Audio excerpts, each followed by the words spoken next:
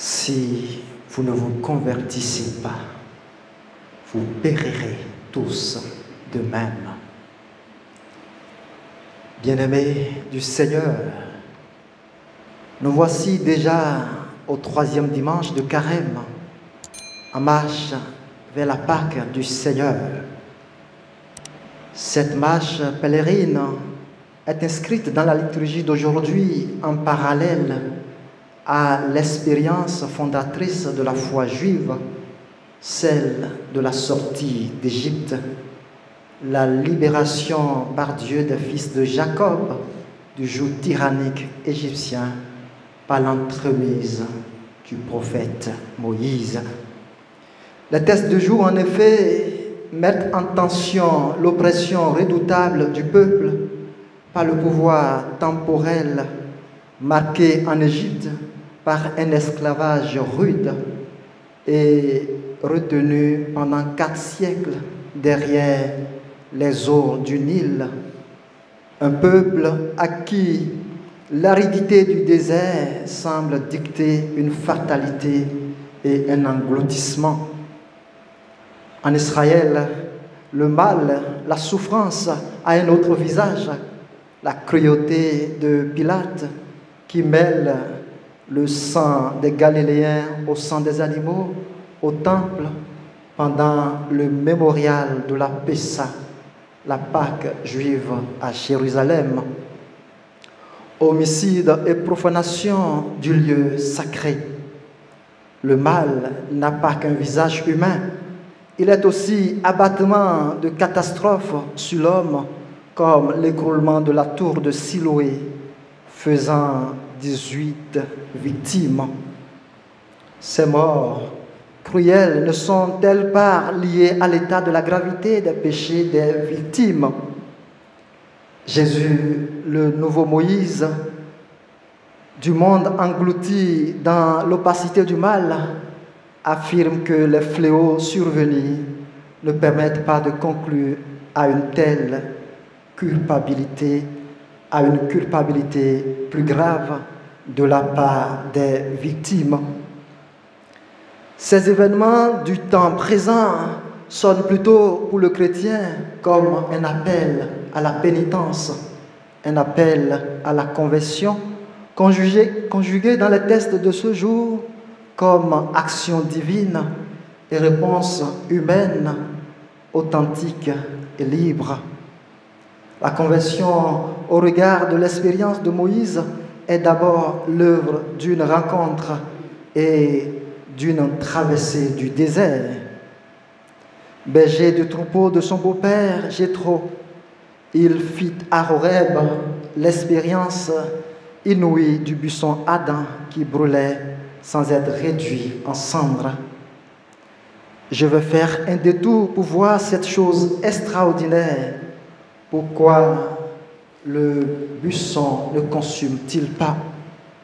Moïse le berger marque un arrêt pour poser son regard sur l'irruption de l'extraordinaire qui rompt avec les lois de la nature. Dieu, l'au-delà de tout, se dit en sa transcendance et se fait voir par Moïse comme le tout autre dans l'histoire de la création. Dieu l'invisible se fait événement authentique à la connaissance de Moïse. Celui-ci répond par son attention et cherche à comprendre. La conversion se pose dès lors comme une rencontre toujours à l'initiative de Dieu, comme une entrée en dialogue, une collaboration. Le Seigneur, nous dit l'auteur sacré, ayant vu que Moïse avait fait un détour pour voir le buisson ardent, l'appela. Qu'ils sont nombreux, ces lieux de rencontre où le Seigneur nous visite, nous appelle, nous interroge, sans faire l'objet de notre attention. Il est manifeste que ce que nous regardons, ce que nous contemplons nous transforme et nous impacte du point de vue comportemental et spirituel. Nous devenons ce que nous contemplons. Dans l'épreuve du désert, le Maître nous donne la parole divine comme bouclier et lumière.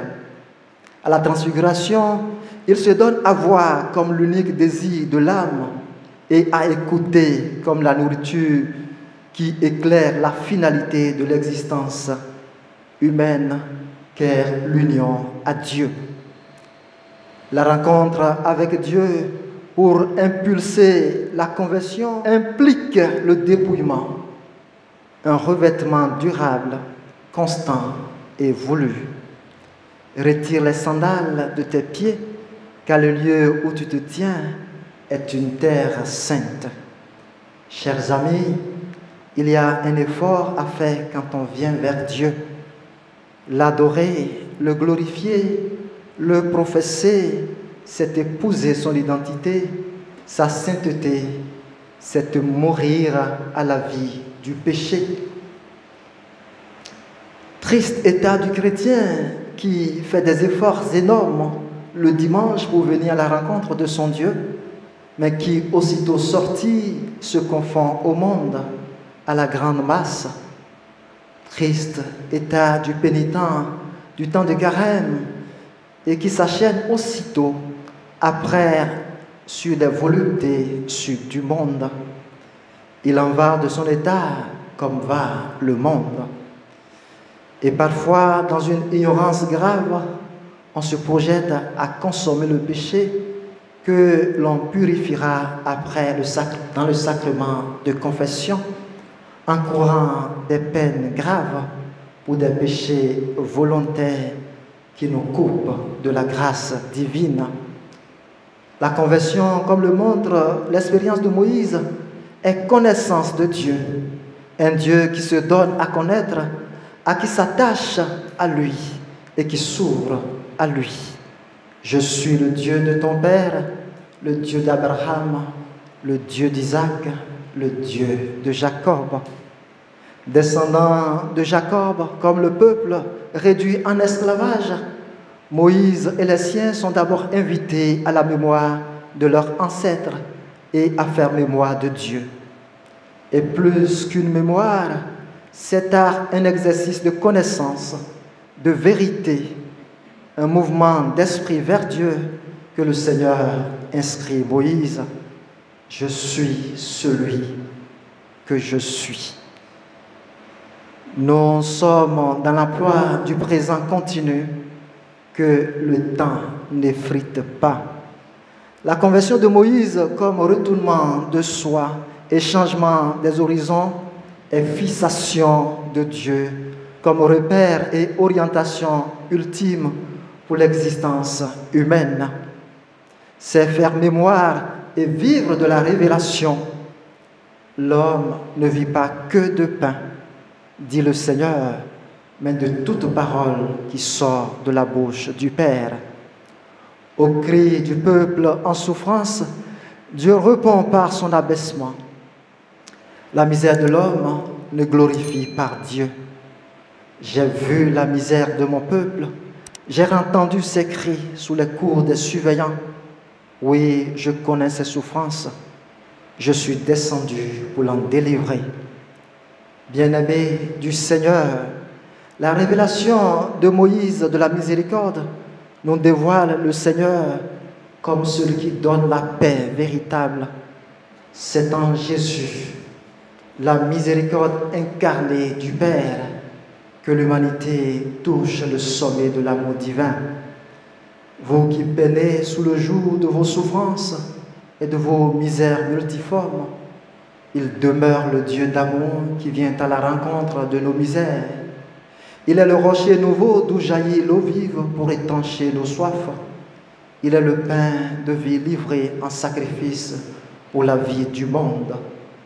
À l'image du figuier stérile dans la parabole du figuier, il donne à chacun de nous un temps de grâce, un temps d'attente pour passer de la stérilité à l'efficience et à la vie abondante de grâce pour donner des fruits de conversion dans ce monde qui a soif des témoins et de la lumière des enfants de Dieu.